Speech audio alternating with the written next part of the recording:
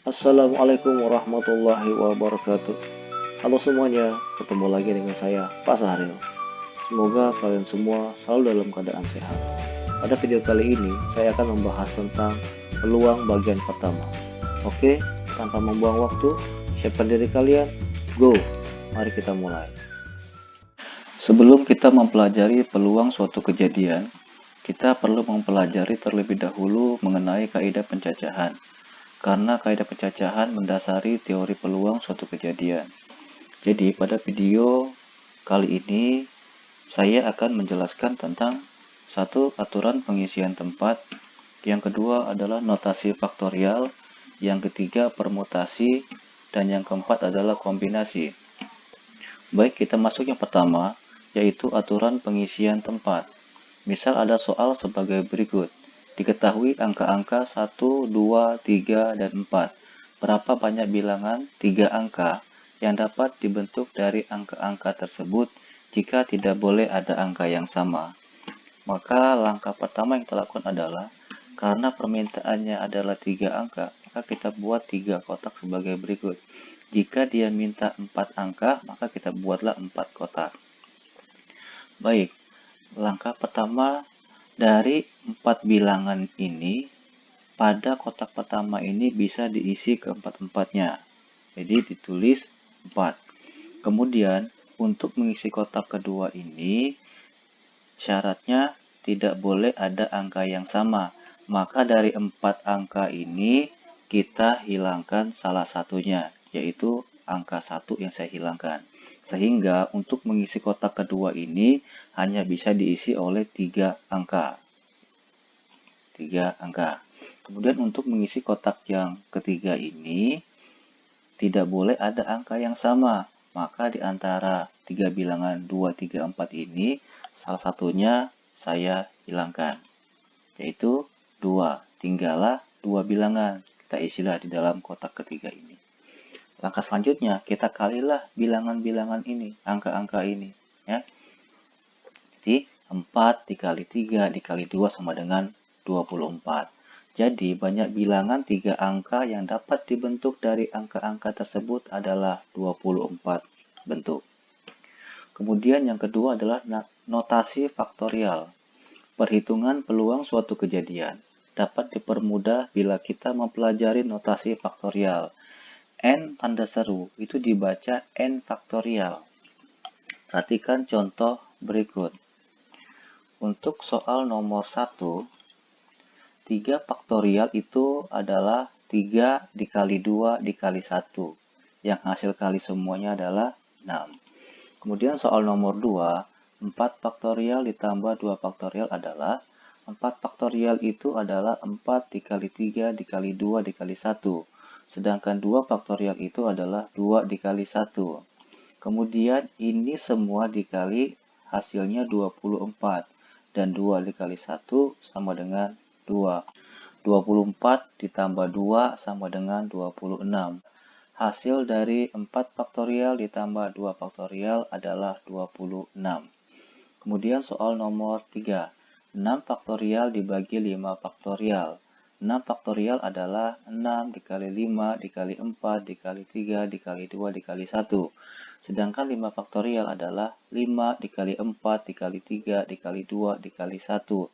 Kemudian kita sederhanakan. Nah, sehingga hasilnya 6. Jadi hasil dari 6 faktorial dibagi 5 faktorial adalah 6. Untuk yang ketiga dan yang keempat ini saya satukan supaya bisa membedakan perbedaan antara permutasi dan kombinasi. Baik, permutasi adalah susunan objek dengan memperhatikan urutan. Sedangkan kombinasi adalah susunan objek dengan tidak memperhatikan urutan. Susunan AB tidak sama dengan BA. Sedangkan kombinasi, susunan AB itu sama dengan BA. Contoh kasusnya susunan duduk antara Alif dan Budi. Nah, kalau susunan pertama, Alif di sebelah kiri, Budi di sebelah kanan. Kemudian susunan keduanya, Budi di sebelah kiri, Alif sebelah kanan. Nah, ini adalah susunan yang berbeda, tidak sama. Maka ini disebut dengan permutasi. Kemudian, untuk kombinasi, kasusnya adalah Alif bersalaman dengan Budi. Ini, Alif bersalaman dengan Budi, dan Budi bersalaman dengan Alif, itu sama, tidak ada bedanya. Itu disebut dengan kombinasi.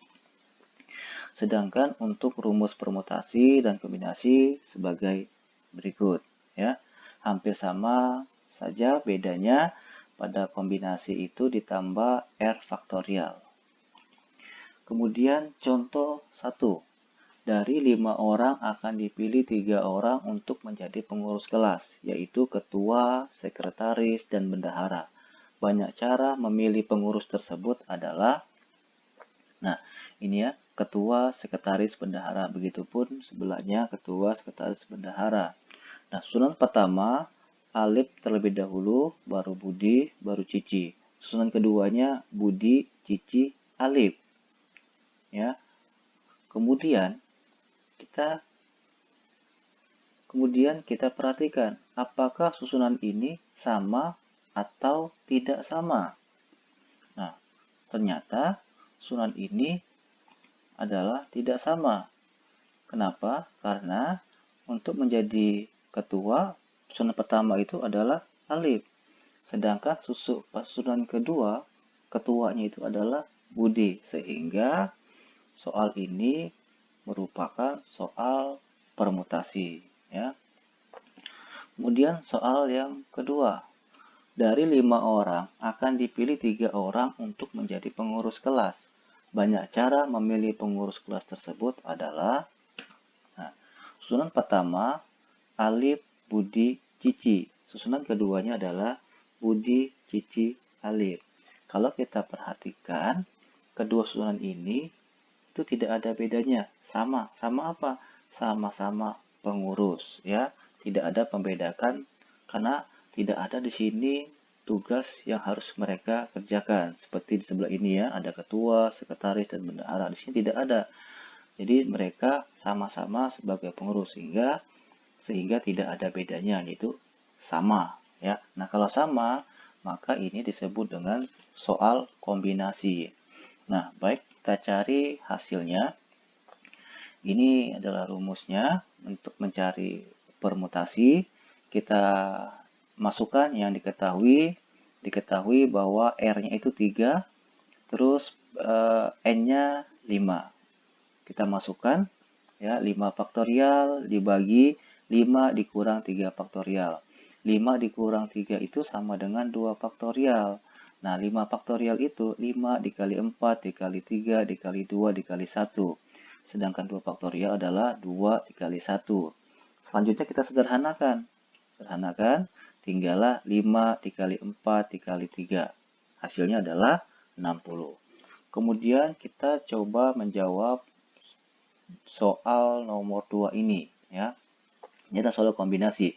Kita masukkan yang diketahui bahwa R-nya sama dengan 3 dan N-nya sama dengan 5. Kita masukkan.